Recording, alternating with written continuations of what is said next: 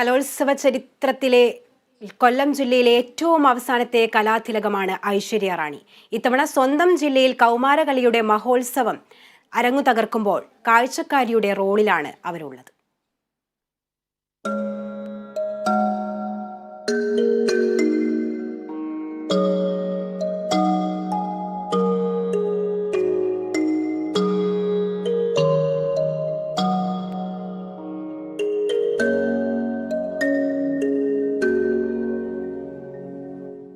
ഇത് ഐശ്വര്യ റാണി, കൊല്ലം ജില്ലയിലെ അവസാന കലാതിലകം.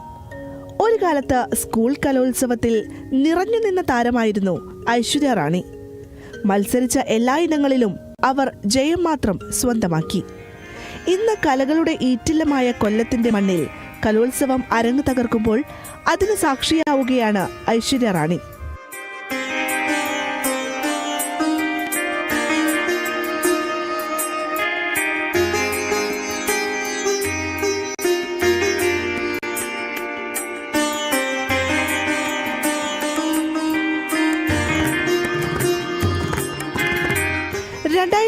ോടെ കലാപ്രതിഭ കലാതിലകം പട്ടങ്ങൾ നിർത്തലാക്കി. എന്നാൽ ഇത്തരം പട്ടങ്ങൾ ഇനിയും ഏർപ്പെടുത്തുന്നത് സ്കൂൾ കലോത്സവത്തിൽ മത്സരിക്കുന്നവർക്ക് കൂടുതൽ കരുത്തു പകരുമെന്നാണ് ഐശ്വര്യ പറയുന്നത്. ആ ഒരു അംഗീകാരം കിട്ടിക്കഴിഞ്ഞാൽ നമുക്ക് എല്ലാ കാലവും പറയാം. അത് എന്ന് വെച്ചാൽ മത്സരത്തിൽ നൃത്തത്തിലും നൃത്തേതരത്തിലും ഒന്നാം സ്ഥാനം കിട്ടിയാൽ മാത്രമേ കലാതിലകം ആകാൻ പറ്റുള്ളൂ. നൃത്തത്തിൽ മാത്രം കഴിവുള്ള ഒരു കുട്ടിയെ കലാതിലകമായിട്ട് അംഗീകരിക്കത്തില്ല. ഞാൻ കളിച്ചിരുന്ന സമയത്ത് എനിക്ക് ഫാൻസി ഡ്രസ്സിനും ഒന്നാം സ്ഥാനം വന്നതുകൊണ്ടാണ് കൊല്ലം ജില്ലാ കലാതിലകമായിട്ട് ആ വർഷം വന്നത്. ചിലങ്കയടിഞ്ഞ കാലുകൾ കാണുമ്പോൾ ഐശ്വര്യയും അറിയാതെ താളം പിടിക്കുകയാണ്.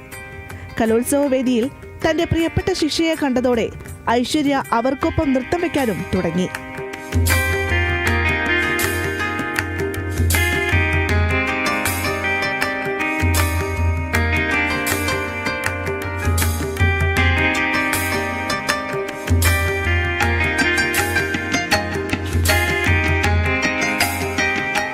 കല ഒരിക്കലും മരിക്കുന്നില്ല. അതുപോലെ തന്നെ കലാകാരന്മാരുടെ ജീവിതവും. ഇവിടെ ഇതാ ഐശ്വര്യ റാണി തുടരുകയാണ് തൻ്റെ കലാജീവിതയാത്ര.